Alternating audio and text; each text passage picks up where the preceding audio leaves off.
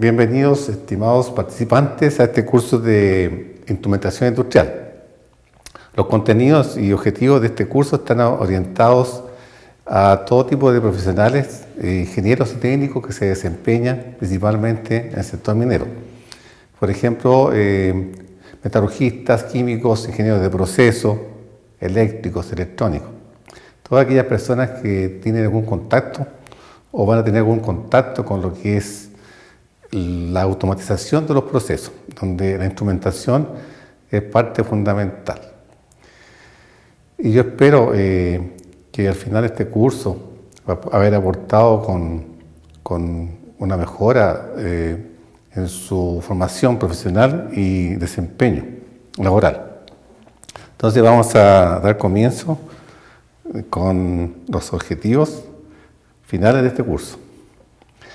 Los objetivos finales es que ustedes puedan adquirir los conocimientos necesarios para comprender, describir y aplicar los fundamentos técnicos de la instrumentación actual, así como interactuar con proveedores y profesionales que se desempeñan en el área de la automatización industrial con énfasis en el sector minero. Los objetivos específicos son básicamente dos. El primero es reconocer y describir los fundamentos, características y aplicaciones de los diferentes sensores, transmisores, actuadores, convertidores y elementos auxiliares, básicos y avanzados, utilizados en los procesos industriales. Y dos, reconocer la importancia de la instrumentación en el buen desempeño de los procesos, así como también conocer e interpretar los diferentes proyectos y planos relacionados con la instrumentación industrial. No están contemplados dentro de este curso configuraciones, calibraciones y mantención de los equipos. Más bien está orientado, ¿cierto?, a poder trabajar en proyectos, ¿ya?, y dar soluciones técnicas a la problemática de la instrumentación. La instrumentación industrial se puede definir, ¿cierto?, como el grupo de elementos que sirven para medir, registrar y o controlar variables de un proceso con el fin de optimizar los recursos utilizados en este. Es la componente fundamental en la arquitectura de automatización y la pirámide de control de una planta industrial. Tal como se observa aquí en esta diapositiva, en la parte inferior de esta pirámide se encuentran, ¿cierto?, los sensores y actuadores. Y en el segundo nivel tenemos control regulatorio básico, ¿eh? Lo mismo aquí, ¿cierto?, en esta pirámide de la automatización tenemos PLC, PID, etc., o sea, controladores, ¿ya? Entonces aquí, esta es la base asociada con la instrumentación. Y es por eso que a partir de esta base, ¿cierto?, se construye el resto de lo que son estas arquitecturas. Y de ahí la importancia de esta área, ¿cierto?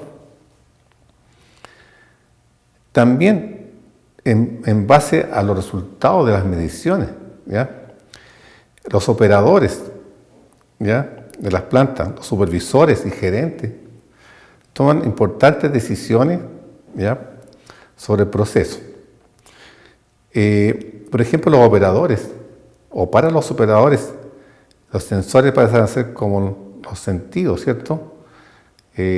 Tenemos, por ejemplo, que las cámaras, ¿cierto?, que están midiendo algunos variables, ¿ya?, dentro de los procesos. Pasan a ser todos los ojos del operador. Tenemos también sonido. Ya hay sensores, ¿cierto?, que pueden entregar información, por ejemplo, en el funcionamiento de los molinos. Por lo tanto, en ese sentido tendríamos, ¿cierto?, el oído, ¿ya?, como otro sentido que se está utilizando, ¿ya?, por los operadores.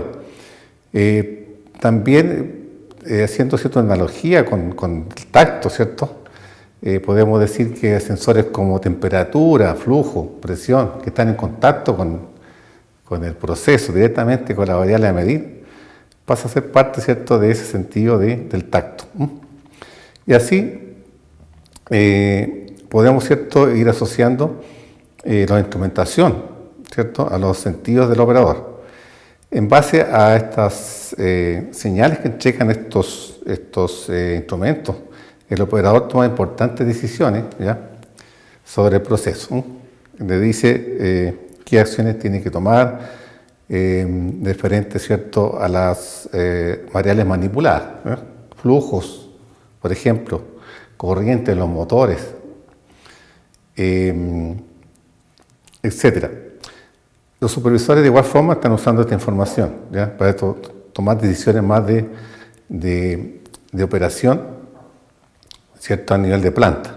Y gerentes también toman esa información para poder, ¿cierto?, conocer, por ejemplo, el nivel de producción de la planta, ¿ya?, la reserva de materia prima con que dispone la planta, los balances de materiales, consumos energéticos, ¿ya?, cómo está la calidad de los productos que se están elaborando. Entonces, mirando todos estos aspectos, uno puede observar que la instrumentación es bastante importante y es por eso que tiene que hacerse énfasis, ¿cierto?, en una buena selección de la instrumentación, ¿ya? Y además, no solamente la selección, sino que la mantención de estos equipos. Si nosotros quisiéramos tener una clasificación general del instrumento de medida, ¿ya?, podríamos clasificarlos en instrumentos de monitoreo. Son aquellos, ¿cierto?, que sirven para observar las variables en terreno o en un sistema centralizado de información. Solamente tienen esa función de monitoreo. Por ejemplo, tenemos ciertos conocidos de nosotros, termómetros de mercurio, manómetros de aguja, rotámetros, tal como vamos a ver aquí en esta diapositiva.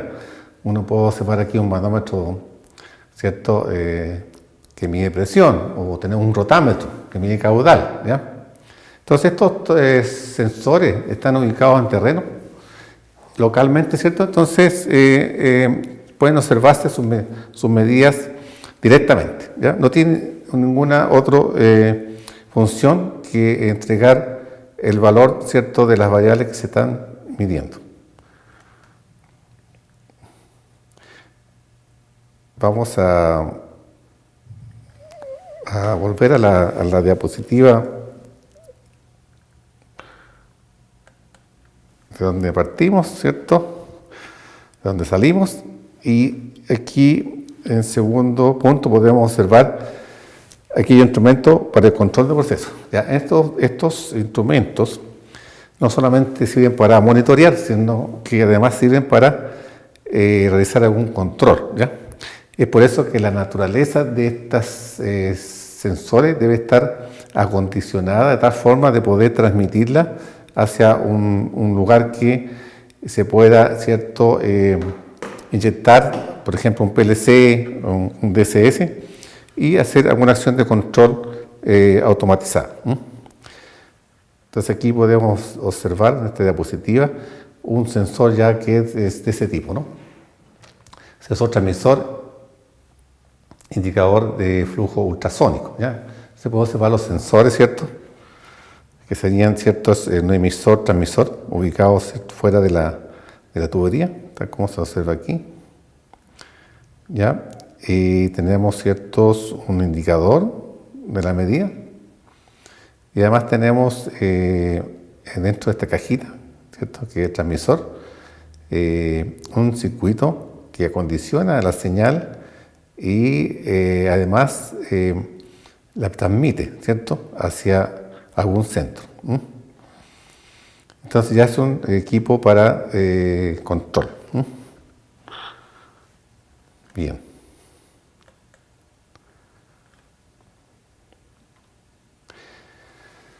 Ya entrando de lleno a lo que es un instrumento de medición, la siguiente o esta diapositiva está mostrando el esquema general de un instrumento.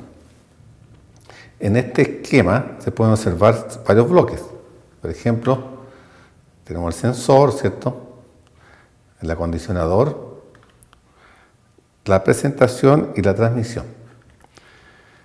El sensor está directamente ligado a la variable física que se quiere medir. Por ejemplo, ser presión, velocidad, densidad, etc.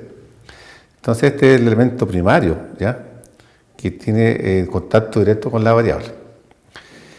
Una vez que este sensor entrega su salida, ¿ya?, que tiene distinta naturaleza, ¿ya?, y generalmente desde poca potencia, es necesario acondicionarla a través de este bloque, ¿ya?, para poder ya sea transmitirla o presentarla, ¿cierto?, en un indicador, por ejemplo, tipo display, puede ser tipo aguja o puede ser también un display digital, ¿ya? Y el transmisor, ¿cierto? El transmisor, como dijimos anteriormente, nos da la posibilidad de enviar esta señal hacia cierta distancia, ¿ya? Generalmente una distancia que está lejos del punto de transmisión, ¿ya?, y de medición. Y también, ¿cierto?, hacia arriba podemos tener la presentación, tal como mostramos el medidor de flujo ultrasónico, ¿cierto?, que tenía el sensor, la presentación, el acondicionamiento interno y la transmisión en un solo equipo.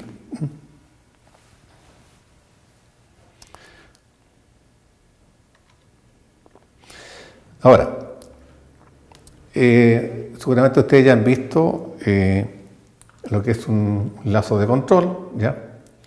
Aquí se muestra en este diagrama las componentes fundamentales, ¿cierto?, de un lazo de control. Podemos observar el proceso, ¿cierto? Aquí tenemos un actuador, que en este caso es una válvula. Tenemos el elemento sensor, elemento de transmisión, un indicador o registrador que no necesariamente tiene que estar ahí. Puedes prescindir de esto. Y la realimentación para ser comparada con un set point o una referencia, ¿ya? Entonces, en este esquema y en este lazo simple de control, ¿cierto?, prácticamente está todo lo que se refiere a la instrumentación industrial, ¿ya? Todo lo que está asociado a la instrumentación industrial. Tenemos que tener claro que la instrumentación industrial no solamente son los sensores y transmisores, incorpora todo lo que son actuadores, ¿cierto? Por ejemplo, válvulas, ¿cierto?, conversores, variadores de frecuencia, ¿ya?, que vamos a ir viendo más adelante.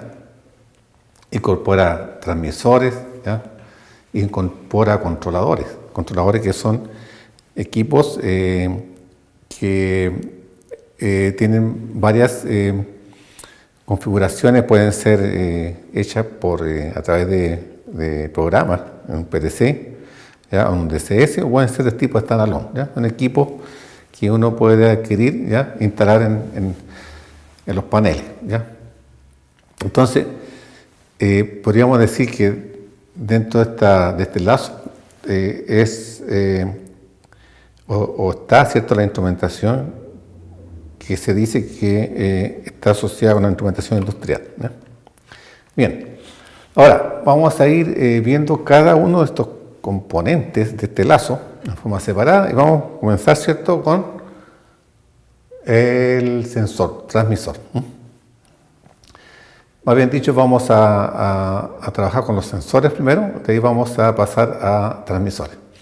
Pero como estos están trabajando conjuntos normalmente, nosotros podríamos decir que el sensor transmisor es un subsistema, ¿ya?, dentro de un sistema general. Entonces, por lo tanto, por ser un subsistema, este no se comporta en forma instantánea, ¿ya?, cuando se le aplica una variable física, ¿ya? La respuesta de él no es instantánea, tiene un tiempo en que él va a poder o tiene que absorber, ¿cierto?, la energía que entrega la variable física, ¿ya?, y tiene que procesarse esa información y enseguida da la respuesta. Por lo tanto, este sistema presenta características estáticas y dinámicas, ¿ya? A veces no son consideradas la parte dinámica de todos equipos. Y eso puede acarrear algunos problemas con el control, como veremos más adelante. Entonces, veamos el comportamiento estático y dinámico del conjunto sensor-transmisor. El comportamiento estático se refiere al valor final de salida del instrumento, o sea, cuánto finalmente va a marcar una vez que se establezca la salida. Suponiendo que la entrada se mantuvo constante, ¿ya? Entonces vamos a observar que al final, cuando se establezca, va a tener un valor que va a representar, ¿cierto?, aproximadamente el valor que está midiendo, ¿no?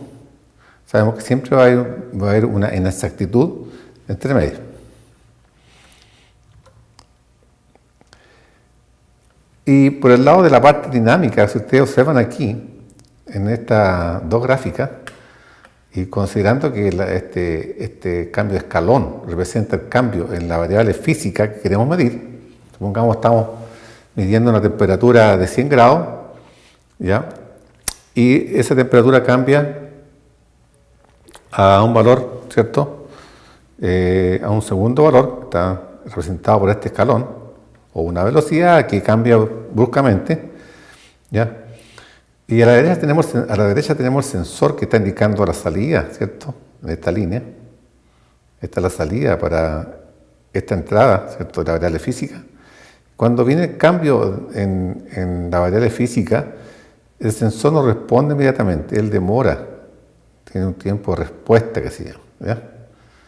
Y ese tiempo de respuesta es importante considerarlo cuando estamos interesados en controlar esa variable. Vamos a ver más adelante un criterio para poder decidir si ese instrumento o ese sensor nos puede servir para la aplicación que queremos realizar. Aquí nosotros podemos observar en esta diapositiva dos comportamientos típicos de los sensores transmisores. ¿Ya? En el primer gráfico, hacia la izquierda, ¿cierto?, tenemos un sistema de primer orden. Uno se observa que la respuesta del sensor transmisor demora un tiempo en establecerse, ¿no? A partir de 0, ¿cierto?, cambia hasta un valor ya que está dado por el valor de la variable a medir, ¿no?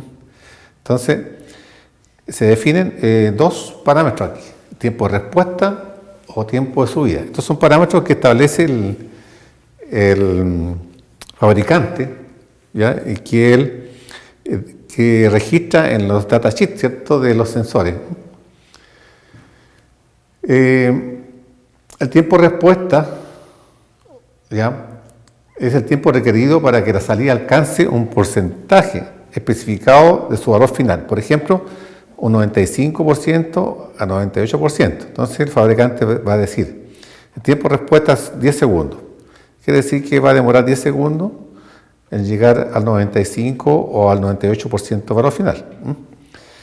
Y el tiempo de subida tiene que ver con el tiempo que demora, según lo que se observa aquí en la gráfica a la derecha. Este que está acá sería T sub R, rise time, tiempo de subida. Es lo que demora en llegar de 0 al 100%, ¿ya?, de su valor final. Este comportamiento es diferente al de la izquierda, ¿cierto?, que es de segundo orden.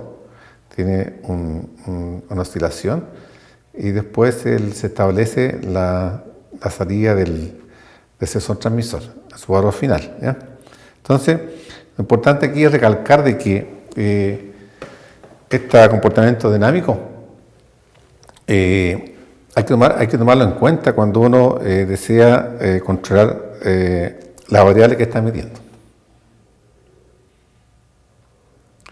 Aquí yo quiero presentarles un ejemplo práctico, ¿ya?, del efecto en el control de la dinámica de este sensor transmisor, ¿ya?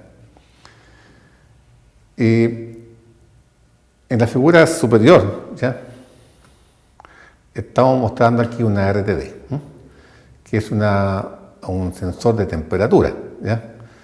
Es una resistencia que depende de la temperatura. Entonces, este sensor, ¿ya?, puede ser colocado directamente en el proceso, tal como muestra aquí, ¿cierto? Este bulbo, ¿cierto? Este sensor que está aquí, que estoy mostrando, o puede ser puesto en una vaina, ¿ya? Están las dos posibilidades.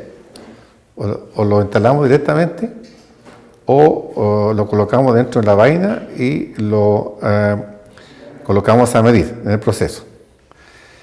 Entonces podemos observar que en el caso de un lazo de control de temperatura, la respuesta del sistema ante un cambio de set point o de referencia puede tener tiempo diferente, ¿cierto?, de establecimiento. Por ejemplo, nosotros aquí en la línea que está llena, ¿cierto?, dice RTD con vaina, ¿ya? Es más o menos lógico pensar que si yo coloco una vaina en un sensor, ¿ya?, para protegerlo, ¿ya?, porque esa es la función que tiene la vaina, proteger a ese sensor, que generalmente son elementos delicados, ¿ya?, para protegerlo del proceso, me va a hacer más lenta la medición. O sea, el tiempo de respuesta va a ser mayor. Al ser mayor el tiempo de respuesta, nos va a producir un retardo en la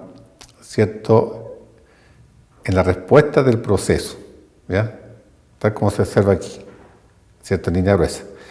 Si nosotros vemos la línea punteada, aquí tenemos el RTD está descubierto. Entonces aquí la respuesta es mucho más rápida, o sea, él rápidamente va al nuevo set point, ¿ya? Para que entiendan bien esto, en este caso tenemos 68 grados Celsius, ¿cierto?, como set point, y luego fue cambiado a 64. O sea, se le cambió la referencia al lazo y la respuesta fue diferente, ¿cierto?, para el caso de RTD con vaina y RTD descubierto, ¿ya? Entonces, la lección aquí es que tenemos que tomar en cuenta el tiempo, ¿cierto?, de respuesta de estos sensores, ¿ya?, y para poder tener un buen control, ¿no?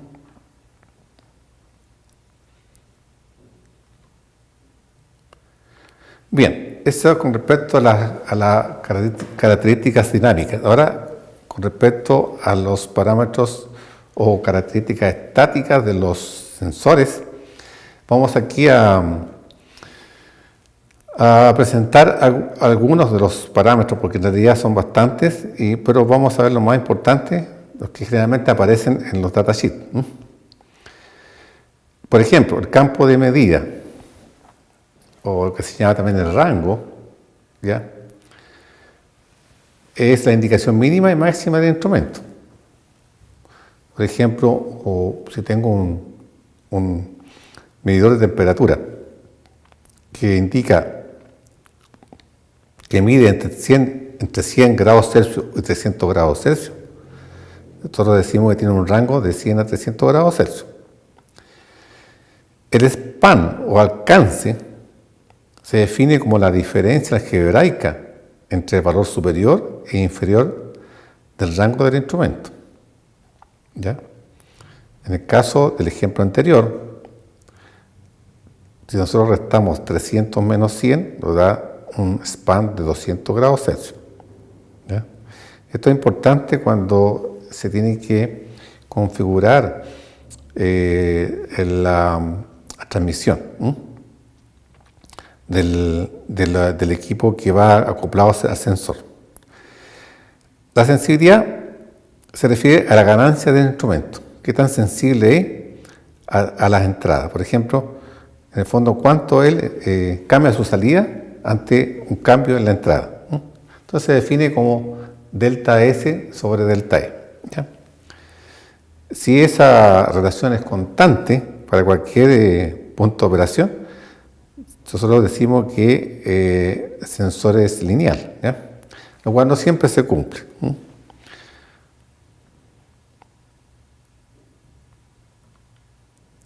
Bien, y aquí vamos a explicar dos conceptos que son un poco conflictivos y que normalmente se confunden, ¿ya? Que son la precisión y la exactitud.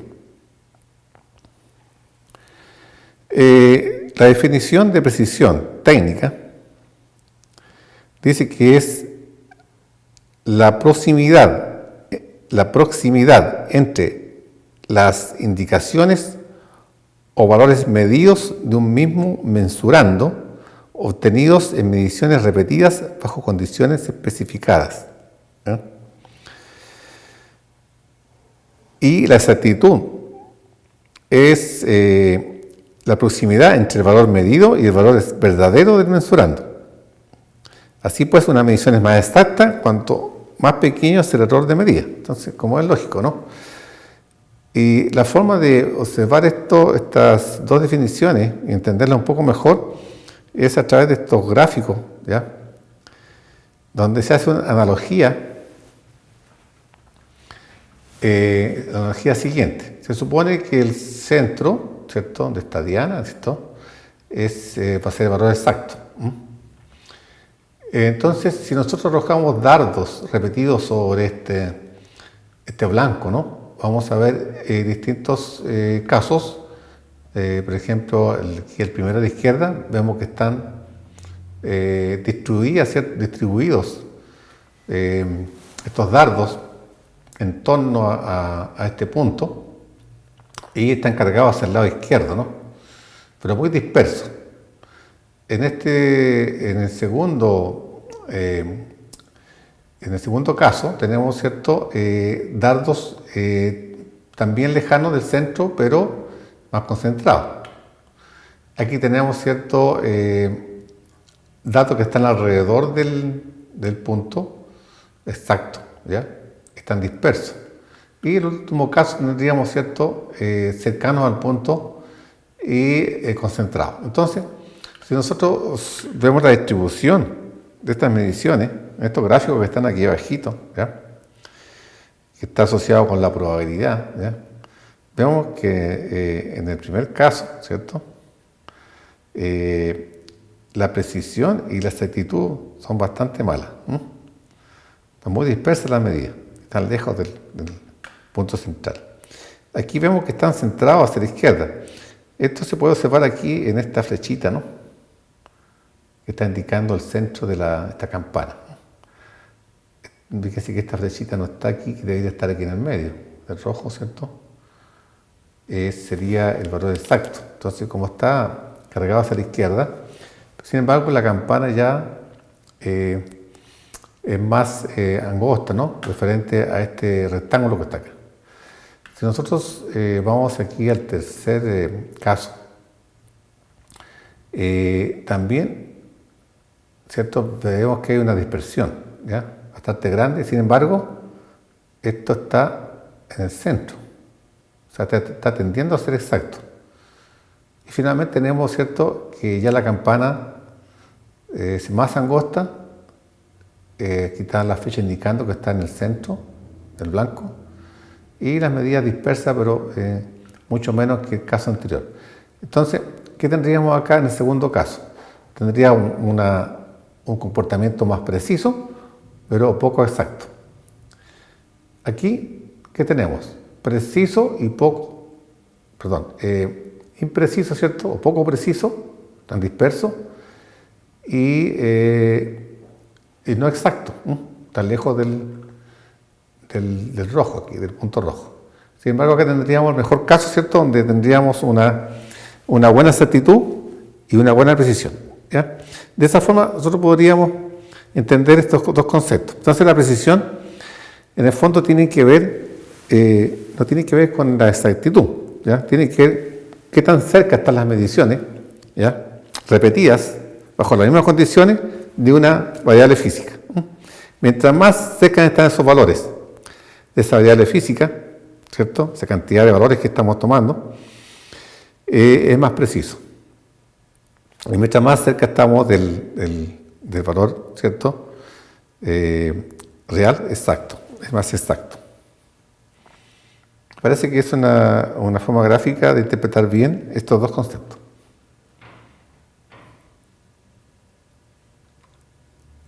Bien, por lo tanto, la exactitud, nosotros podríamos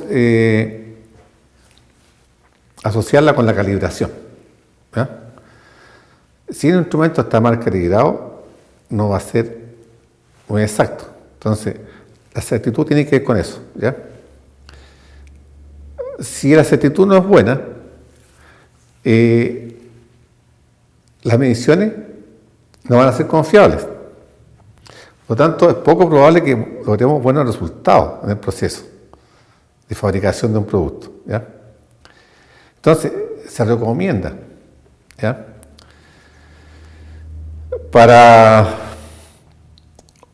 obtener buenos resultados con la instrumentación de nuestra planta, adquirir en lo posible instrumentos de buena calidad que aseguren un servicio continuo, ¿ya?, con medidas confiables y estables en el tiempo, ¿ya? O sea, que se mantengan las mediciones. Hay instrumentos que trabajan bien un tiempo, después ya empiezan a deteriorarse, ¿ya? Entonces tenemos que elegir sensores principalmente que sean estables, ¿ya? Programas de mantención con técnicos especializados, ¿ya?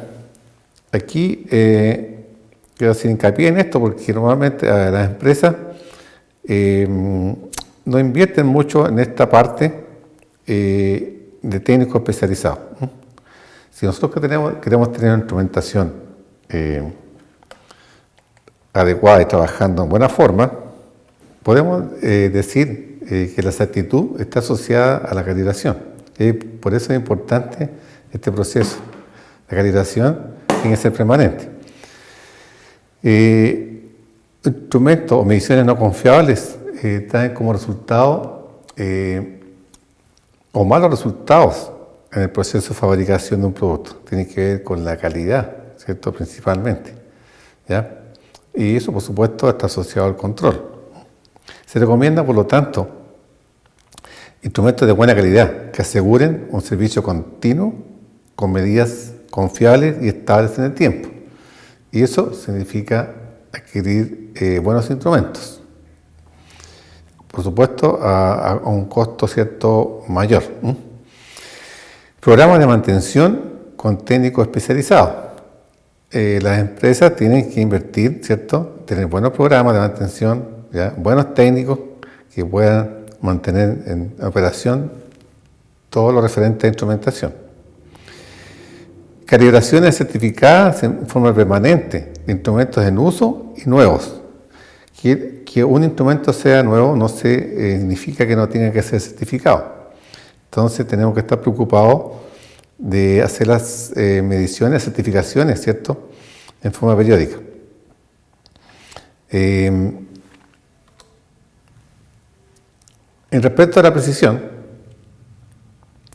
existen varias formas de expresarla, ¿ya? Los fabricantes no tienen una única forma de expresarla, ¿ya?, en sus datasheet, ¿ya?, en sus manuales. Por ejemplo, tal como dice acá, tanto por ciento del alcance, o sea, tanto por ciento del span. Existen varias formas de expresar la precisión. Los fabricantes de sensores, transmisores, ellos registran esta precisión en su datasheet de forma diferente. Por ejemplo, tanto por ciento del alcance, tal como se aprecia aquí, ¿cierto? Tanto por ciento del alcance. Por ejemplo, precisión de más, menos o 1% del span, ¿ya? ¿Cierto? Esto es más, menos 1% del span. Directamente en unidades de la variable medida. Por ejemplo, una precisión de más o menos 1 grado Celsius de un instrumento de medición de temperatura. ¿ya? Tanto por ciento de la lectura efectuada, por ejemplo, precisión de más o menos 1% de la lectura. Supongamos que la lectura es 150 grados Celsius, ¿ya? Sacamos el 1% de eso, nos da más o menos 1,5 grados Celsius. O sea, que la variable medida puede estar comprendida entre, ¿cierto? 151.5, serían 150 más 1,5, o 150 menos 1,5, o sea, 148,5. Entonces la medida va a estar aquí, comprendida entre ese rango. Tanto por ciento del valor máximo del campo de medida. ¿Ya? Por ejemplo, si el campo de medida es 300 grados y tengo una precisión de más o menos 0,5%, calculamos, ¿cierto?, 0,5% de 300, y tenemos más o menos 1,5 grados Celsius. Respecto a la exactitud, se puede especificar como porcentaje del valor medido. Por ejemplo, 0,5% del valor medido, ¿ya? O porcentaje de valor a fondo de escala del instrumento. O sea, el valor máximo que puede medir y un porcentaje de ese valor, ¿ya? Entonces, hay que tener presente estas formas de representar la precisión y exactitud para cuando queramos, ¿cierto?, conocerla a través de los datasheets. Vamos a hacer algunos ejercicios más adelante sobre esto. Vamos a borrar aquí. Borramos.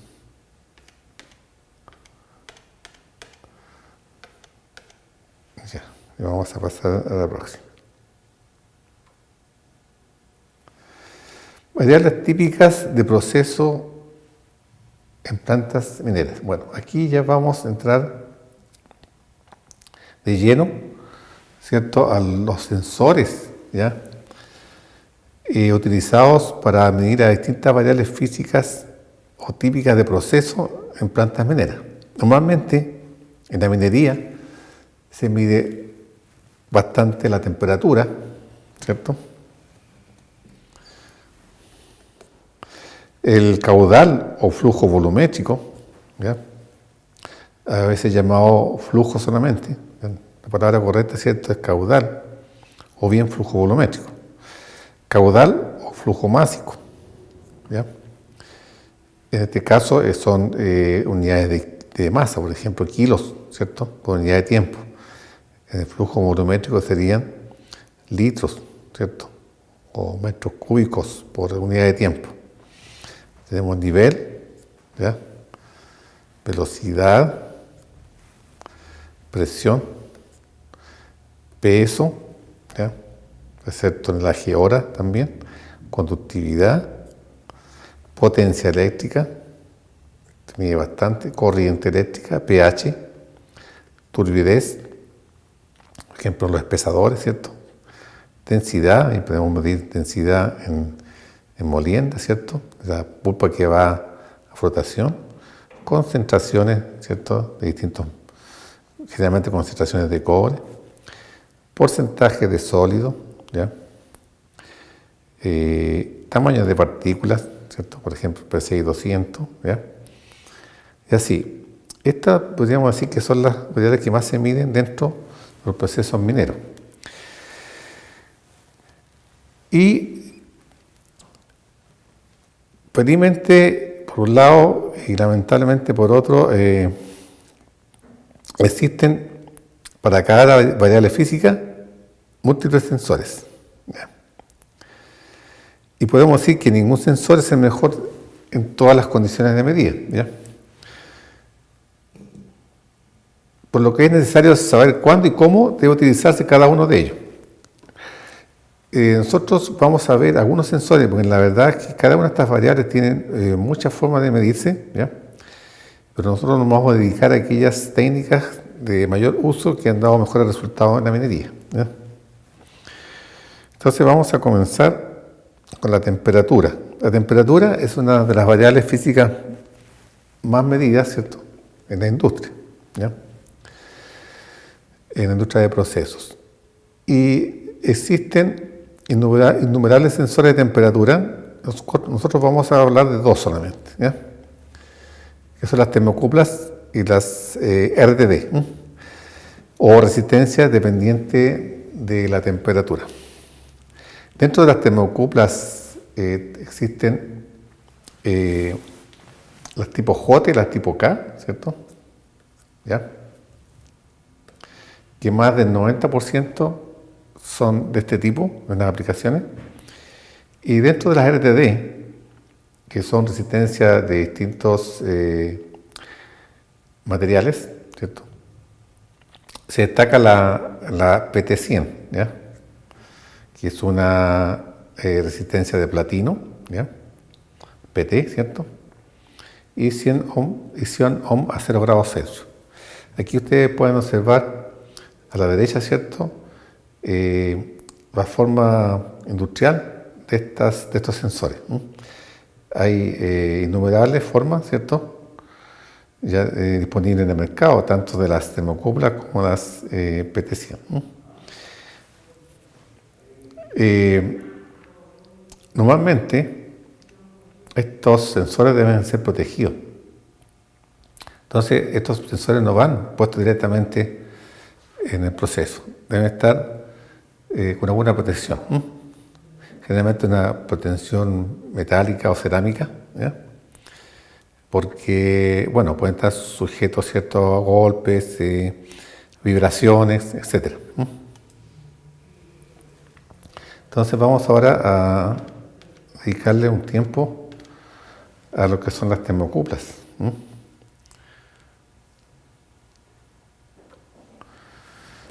Ya, respecto a la termocupla, el principio de operación de estos sensores es bien particular, porque estos sensores entregan un voltaje en milivolt directamente en sus terminales, ¿ya?, y que es proporcional a la temperatura. La idea es unir dos metales de diferente naturaleza, por ejemplo, puede ser fierro o níquel, etcétera, o combinación de ellos. Y tal como se observa acá, ¿cierto?, en la diapositiva, una vez que uno aplica el calor aquí a esta unión, J1, ¿cierto?, aparece un voltaje que está dado aquí como E sub AB, que es continuo, ¿ya? Interesante que es continuo, o sea, tiene polaridad. Entonces normalmente las termocuplas están indicando la polaridad, ¿cierto?, la que es positiva. Aquí tenemos abajo, ¿cierto?, algunas termocuplas industriales, ¿ya?, y pueden observarse que esto tiene una vaina, tiene un terminal también de conexiones, ¿ya? Normalmente, ¿cierto?, la termocupla va dentro de esta vaina. Las aplicaciones de estos sensores son hornos industriales, eléctricos, a gas, calentadores de aceite térmico, ¿ya?, o hornos de inducción.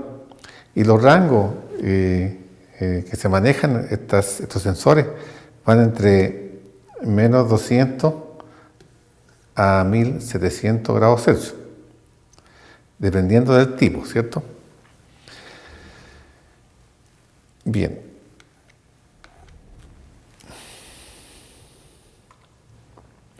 Bueno, existen normas, ¿cierto? Todo lo que es instrumentación está normalizado. Existen normalmente normas europeas, ¿cierto?, americanas, y se han uniformado estas normas, ¿ya? Por ejemplo, en el caso de la termocupla, se creó la norma IEC 584, la cual ha uniformado las normas europeas DIN y americanas ANSI y otras referentes a termocuplas.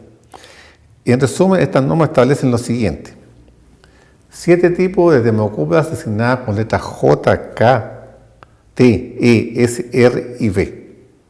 ¿Ya? Establece los rangos de medición, clases de termocuplas y tablas de tolerancias. Y además tablas de correlaciones de temperatura y FEM. FEM es el voltaje que aparece en los terminales, ¿ya? Fuerza electromotriz.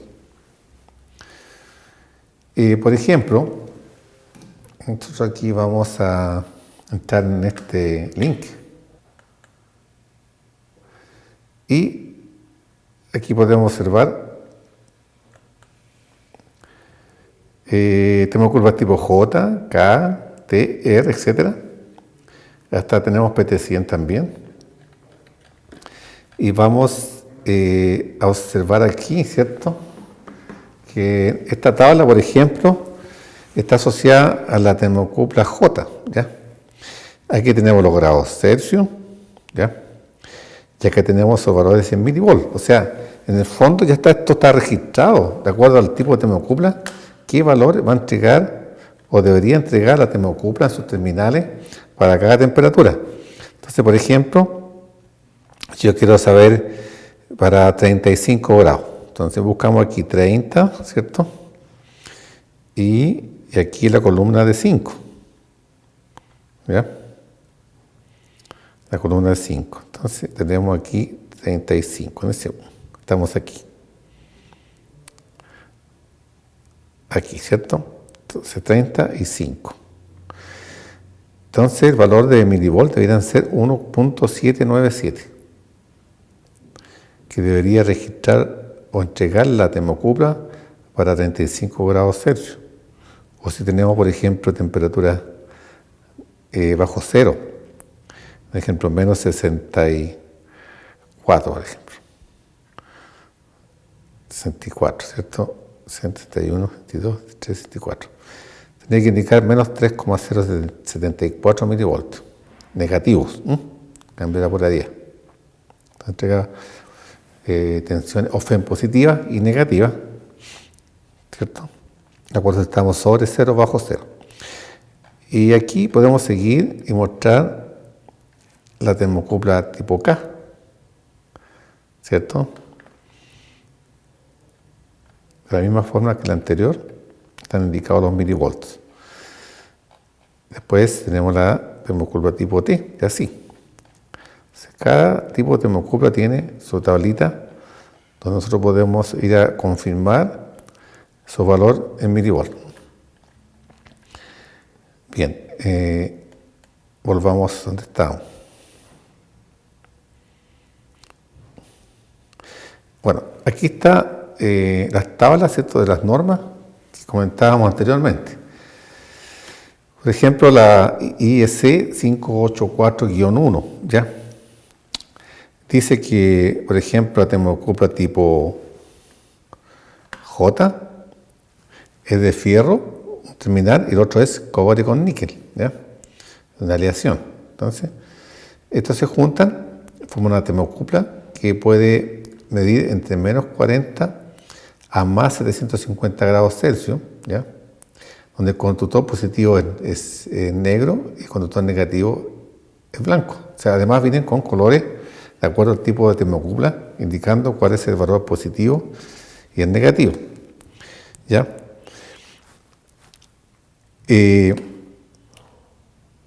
La tipo K, si ustedes se fijan acá, va entre menos 40 a 1200 grados Celsius. ¿Ya? Y la mayor rango sería la tipo S, hasta 1600 grados Celsius. Perdón, tenemos aquí la tipo B, que llega a 1700. De todas estas que están aquí, ya dijimos que la J y K son las más utilizadas. Y con respecto a la tolerancia y las clases, además de, por ejemplo, cada termocupla puede tener clases diferentes, ¿ya? En cuanto a la precisión, ¿ya? Entonces, cuando uno quiere seleccionar una termocupla, tiene que fijar la clase, ¿no?, para especificar su precisión. Por ejemplo, tipo T, Tiene clase 1, que va de menos 40 a 350. Clase 2, menos 40 a 350. Clase 3, menos 240. Y más o menos 0.004 por la temperatura que está midiendo. ¿Ya? Entonces, esta sería la precisión. O, como dice acá, más o menos 0.5. O sea, este sería un valor fijo. Entonces, la que sea mayor es la que queda. Por ejemplo, si nosotros calculamos la precisión para la clase 1, calculamos para una temperatura de 350, por ejemplo, y nos va a dar una precisión que va a ser menor que 0.5, 0.4 supongamos, la que va a valer va a ser esa.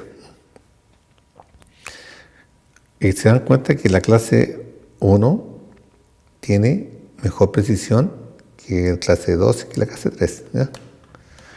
Por ejemplo, claro, en la misma tipo T tengo 0.5 para clase 1, 1 y 1, clase 2 y 3, en cuanto a la precisión. ¿Ya?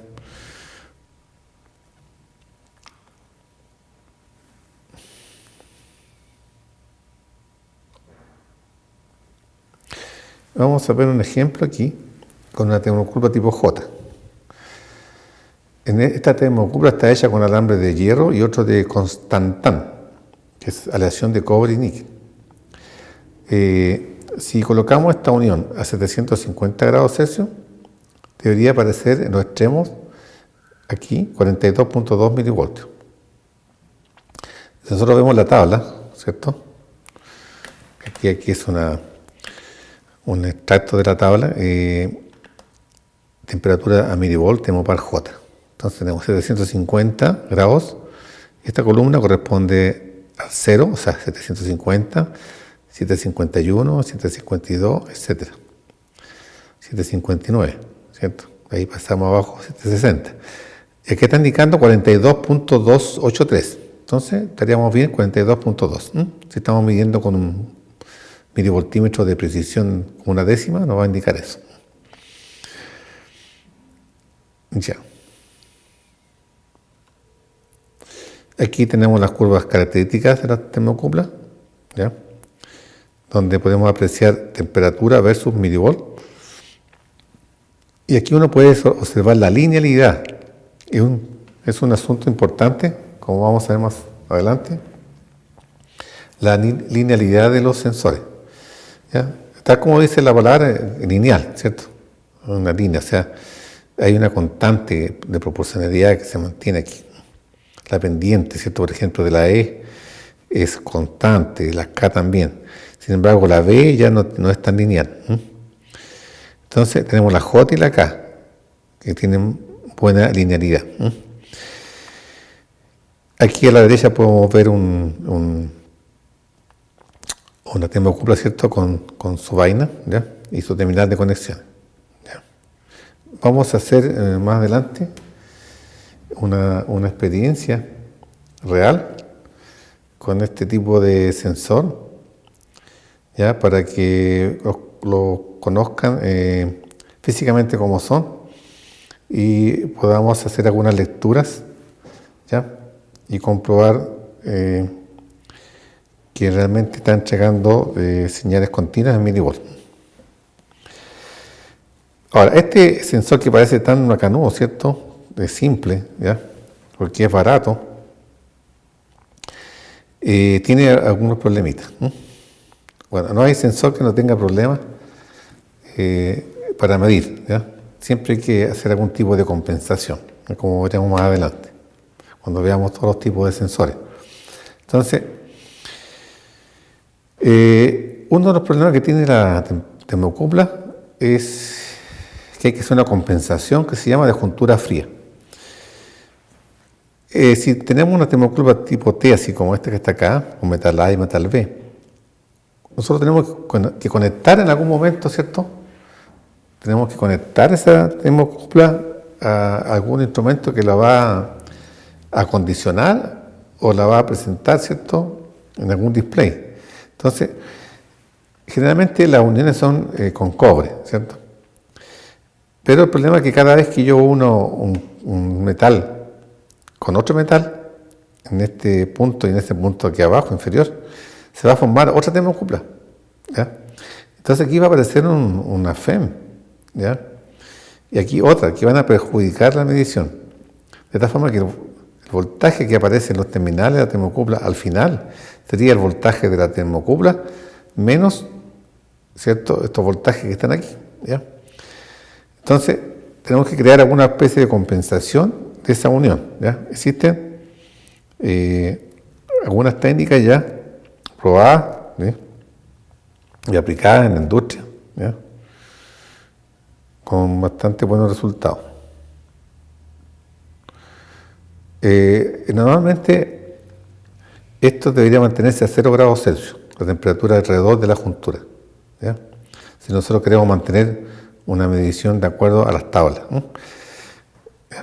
Entonces, otra forma para compensar eso de la juntura fría es usar un compensador, que en el fondo es un termistor, puede ser, que depende de la temperatura, ¿ya?, su resistencia, y compensar por software, ¿no? Se usa mucho la compensación por software en instrumentos que tienen microprocesadores, ¿ya? Entonces, si esta temperatura está cambiando, la que está en torno a las uniones, yo puedo detectar esa temperatura y hacer una corrección, ¿no? Matemáticamente eso no es difícil de hacer. Y de ahí me conecto al instrumento. Entonces tengo la termocupla, tengo este bloque que estoy registrando esta unión que está aquí, se cierra dentro, ¿cierto?, de una cajita donde yo puedo medir la temperatura interna con un sensor que es muy barato, ¿ya?, y que me está indicando cuál es su temperatura en torno a las uniones. Y de esa forma yo puedo compensar, ¿ya?, y de tal forma que el instrumento me indique el valor correcto, ¿no? Esta sería con una conexión corta. Esta conexión es cortita, o sea, poco tramo. Ahora, también muchas veces es necesario extender, ¿cierto?, desde el proceso donde está instalada la termocupla, tener que llevar su medida, ¿cierto?, o su voltaje al medidor. Y estas distancias pueden ser largas, ¿ya? Entonces, una forma de hacerlo es usando unos compensadores que son cables compensados, que tienen la misma aleación que la termocupla. Entonces, yo tengo que adquirir o comprar, ¿cierto?, considerar dentro de mi proyecto estos cables, ¿ya?, de acuerdo a la termocupla, ¿ya? Si es tipo T, J o K, tengo que comprar los cables de acuerdo a eso, ¿no? Y así yo puedo llegar a distancia, ¿cierto?, de mi punto de medición hacia el elemento que va a medir, ¿ya?, o que lo va a condicionar. Los cables también tienen una polaridad, ¿ya? Entonces, aquí yo le estoy mostrando en esta diapositiva los cables compensados para cada termocupla, ¿ya? Por ejemplo, tipo K, tiene esos colores, ¿cierto?, verde, y el rojo está indicando el positivo y el otro, ¿cierto?, el negativo, ¿ya? Entonces tenemos que considerar eso en el proyecto, ¿no? Ahora, aquí yo les presento un instrumento de medición digital para diferentes termocuplas, ¿ya?, con un bloque térmico. Entonces, estos instrumentos ya bien avanzados permiten incluso cambiar de termocupla, ¿no? Entonces tiene un selector donde uno va seleccionando termocuplas tipo E, J, K, ¿ya?, y tiene bloque térmico donde se está leyendo o se está manteniendo también a veces la temperatura. Otra técnica es mantener una temperatura constante acá. También se puede hacer, ¿ya? Y entonces así yo compenso el problema de las uniones, ¿ya? Y por otro lado tengo los cables compensados, ¿no? Entonces, el resultado final o la solución final es que tengo cables compensados para poder alargar, ¿cierto?, los terminales de la termocupla y bloques térmicos. Entonces, en su conjunto solucionan el problema de la compensación de juntura fría y de las uniones que se producen aquí, ¿cierto?, en el terreno. Todo lo demás es circuitería electrónica, ¿no? Por ejemplo, este instrumento dice que entrega 10 milivolts por grado Celsius. ¿Eh? Entonces, si tenemos 100 grados Celsius, tendríamos 1000 milivolts, ¿cierto? O sea, 1 volt. ¿Ya? Entonces, es una constante que uno puede utilizar para convertir, ¿cierto?, los milivolts en temperatura. ¿Ya? Por ejemplo, si la temperatura es de 800 grados Celsius, multiplicado por 10 serían 8000 milivolts, o sea, 8 volts. Eso estaría indicando un tester, ¿cierto? Si estuviera midiendo voltaje, ¿ya?, para determinar mi temperatura. Bueno, y entramos a las comparaciones entre las termocuplas, ¿cierto? Y en realidad las vamos a comparar con la RTD, las RTD, que son las otras formas de medir temperatura, de censar temperatura. Y hasta aquí damos por terminado capítulo 1, sesión 1 del curso.